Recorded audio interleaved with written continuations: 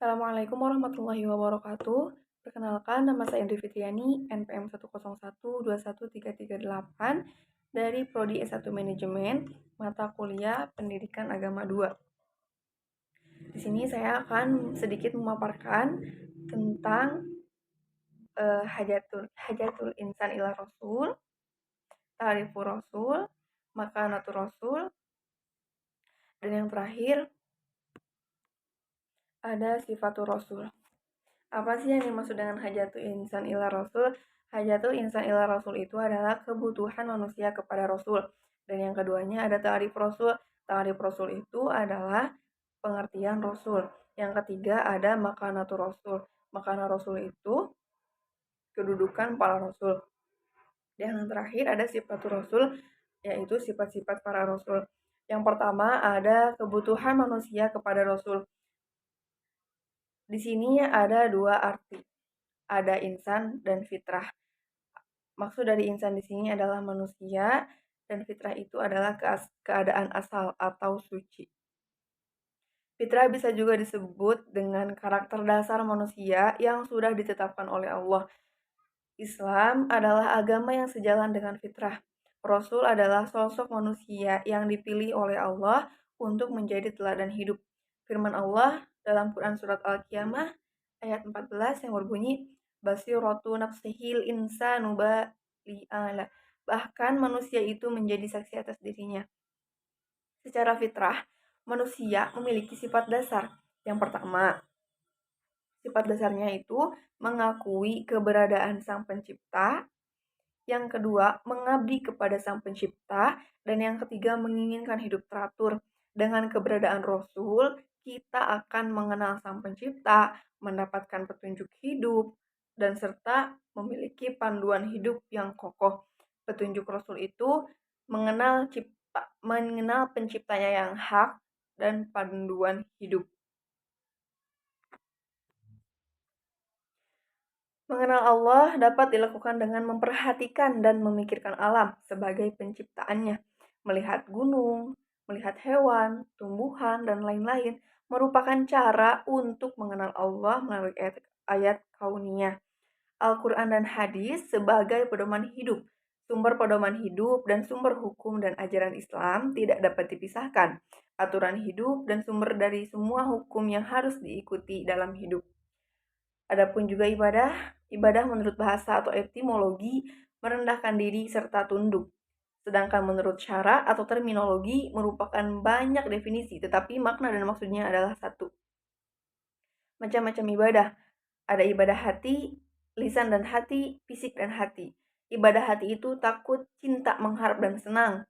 Sedangkan ibadah lisan dan hati, tasbih, tahlil, tahmid, dan takbir. Fisik dan hati, sholat, zakat, haji, dan jihad. Keutamaan ibadah, mensucikan jiwa dan membersihkannya, bahagia karena Allah dan takut kepadanya, mententeramkan dan mendamaikan hati, meringankan untuk melakukan kebajikan, membebaskan diri dari belenggu perhambaan, dan meraih keridhaan Allah, masuk surga dan selamat dari neraka. Kemudian ada ta'rif Rasul. Dari segi bahasa, Rasul berasal dari kata rasalah yang berarti mengutus. Sedangkan menurut istilah, Rasul adalah bentuk infinitif baca masdar dari kata rasalah ini berarti utusan atau seseorang yang diutus. Sedangkan menurut istilahnya adalah Ar-rajulul mustafa mursalu minallahi birrisalati ilan nas. Seorang laki-laki yang dipilih dan diutus oleh Allah Subhanahu wa taala dengan membawa risalah kepada umat. Rasul merupakan seorang pilihan di antara sekian banyak manusia yang berada di muka bumi. Ia adalah manusia yang mulia dan terbaik karena akan mengemban sebuah amanah yang tidak ringan, yaitu menunjukkan jalan Allah kepada umat manusia. Oleh karena itulah sejak kecil Rasul sudah terlihat dengan memiliki ciri-ciri khusus yang tidak dimiliki oleh orang lain, karena ia akan membawa amanah yang tidak ringan. Rasul adalah lelaki yang dipilih dan diutus dengan risalah Allah kepada manusia, menjadi saksi, menyampaikan risalah, menyerukan kebenaran, membacakan ayat suci.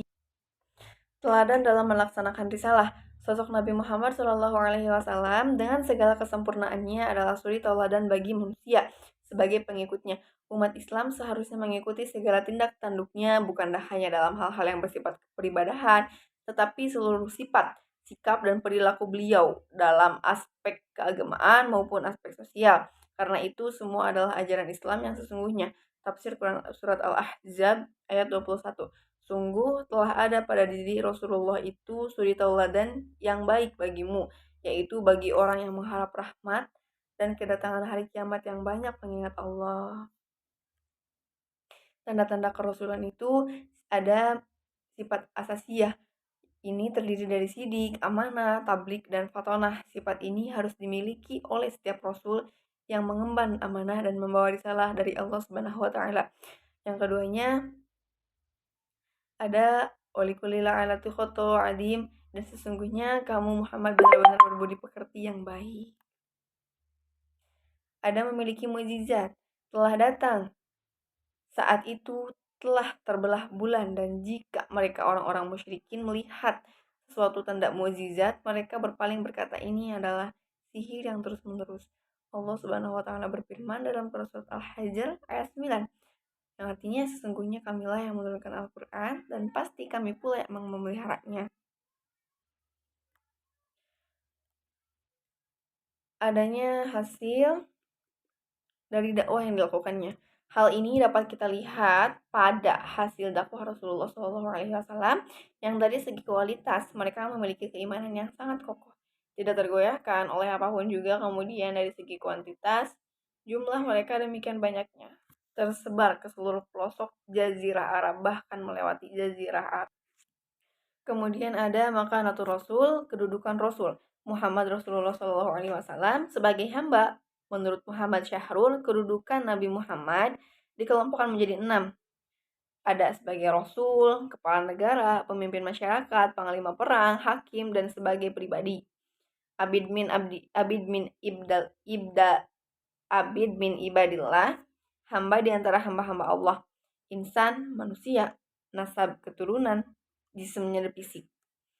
Sirah Nabawiyah adalah sejarah kenabian. Rasul minal mursalin, rasul di antara rasul-rasul. Tabligh risalah, penyampaian risalah. Adul amanah, pelaksana amanah. Imatul umat, pemimpin umat. Dan dakwatun nabawiyah, dakwah kenabian. Ada as-sunnah atau sunnah, bahasanya jalan. Sunnah Nabi adalah segala sesuatu yang disebutkan dan diamalkan. Fiqhul ahkam, bagi muslim dalam menjalankan hidup dan dakwah tentunya menghadapi banyak rintangan selain dari bagaimana harus menjalani hidup dengan sempurna. Kemudian ada sifat Rasul, sifat-sifat para Rasul. Rasul merupakan manusia pilihan Allah yang diutus untuk memberikan petunjuk dan teladan bagi umat manusia melalui sifat-sifatnya. Ada sidik, tablik, amanah, juga patonah. Bukti-bukti bahwa sifat di atas ada dalam diri Rasulullah, yakni as-sidik. Setiap Rasul dan Nabi yang Allah utus pastilah jujur, baik dalam perbuatan maupun ucapannya. Rasulullah terkenal sebagai orang paling jujur di Mekah, bahkan sejak beliau kecil. Yang keduanya ada amanah. Rasulullah pernah diminta mengangkat Hajar Aswad kembali ke Ka'bah karena beliau adalah orang yang paling dapat dipercaya di antara orang Quraisy. Yang ketiganya ada tabligh. Musa menyampaikan dakwah pada Fir'aun, Ibrahim pada Namrud, dan Rasulullah kepada Bani Quraisy. Yang keempatnya ada fatonah. Rasulullah sebagai pemimpin, panglima perang, pebisnis, polisi, dan lain-lain. Mungkin cukup sekian yang bisa saya sampaikan. Mohon maaf bila banyak kekurangan. Wallahul muwaffiq ila aqwamit thoriq. Assalamualaikum warahmatullahi wabarakatuh.